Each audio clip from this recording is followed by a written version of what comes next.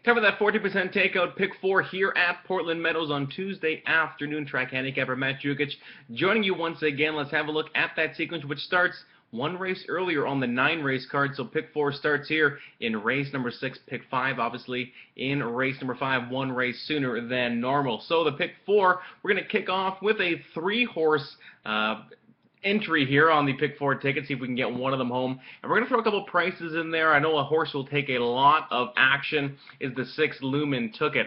When you look at the conditions of this race, it's for horses who haven't won 2 races since February, or horses who haven't won 4 lifetimes. So you really have to decide whether you want to take a horse maybe who's picked up a couple wins of late, or a horse who's kind of been sitting just beneath the top cut in her last starts. Lumen Took It would be the latter there, where she's been close a bunch of times so far this year since that one win, but really hasn't been able to break through. She's been well backed in all of her starts here at Portland, and while I think you have to have her, bit of a scary single. Look at that race 2 starts back with the 4,000 open claiming group, had a huge 3.5 length lead at the head of the stretch, got run down, finishing second by a head there. So she's just a gal who's always there or thereabouts, but really can't see her being a single on many tickets. Lumen Took It, one of the few in here for taking on open claimers, so she does have a class advantage, but does she like to win? I'm going to hope that she doesn't. Maybe get the 4-horse home here in Featherlight, who really hasn't run a bad race since showing up, or in her last race anyway, since stretching out to a mile.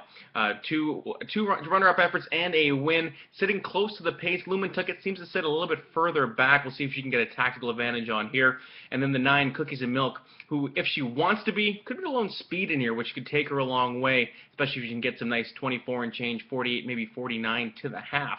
Race number 7, going to go 2 deep in here, 1 and 6. Fortune Favors the Bold. Horse who showed up with a pair of good starts to start the career, a runner-up effort first time out before finishing 3rd with a maiden allowance group, has dropped back in with the claimers today, coming off the bench, and has a nice sharp-looking 3-furlong blow up there with 35-1 back on January 3rd. I think Fortune Favors the Bold should be one tough customer in here. The 6, not just a number to the one you're going to want, just a horse who's, again, always thereabouts, second in his last 2. He has gone down by less than a length in both of those races, though. We'll see if Not Just a Number can get that elusive maiden breaking score. Into race number 8, 2 deep again, the one back of the bus. Just a horse who loves it here at Portland. 7-time winner with 7 runner-up finishes. He gets back with condition foes, which really should help him after taking on open claimers last time out. Obviously, a big difference between the 2. You can see the 3 tries leading up to the open claiming try. He was a good 4th, then 2nd, then an easy winner before running just an even 5th. Did make up some ground late, but just left way too much to do. Obviously, with a much tougher crew finishing off, probably a second faster than he can. So we'll see at the back of the bus, back with the claimers. I think that helps him out. The 5, 1-1-0-5. Just a horse, another one taking that drop from the open claimers into the condition foes. He's looking for that first score locally. Has been the beaten favorite in his last 2, where he was 2nd both times, behind a very good Hip Hop City at the time. Into race number 9, Anchor Leg here. We're going to go 2 deep again, 2 and 5, the 2 Tyconic Choice.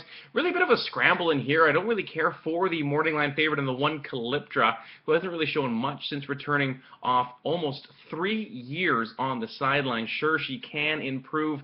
3rd time off the bench, but she's showing some brief speed and then faded badly in her races. We're going to try and get her beat with the 2 Tyconic Choice. Just an even-paced horse. I think if she can get a good spot early, you can see what she can do with it. 2 back, where she was 3rd at big odds. And they're also going to have the 5-horse in Due South, a late-running threat on the cutback to a sprint.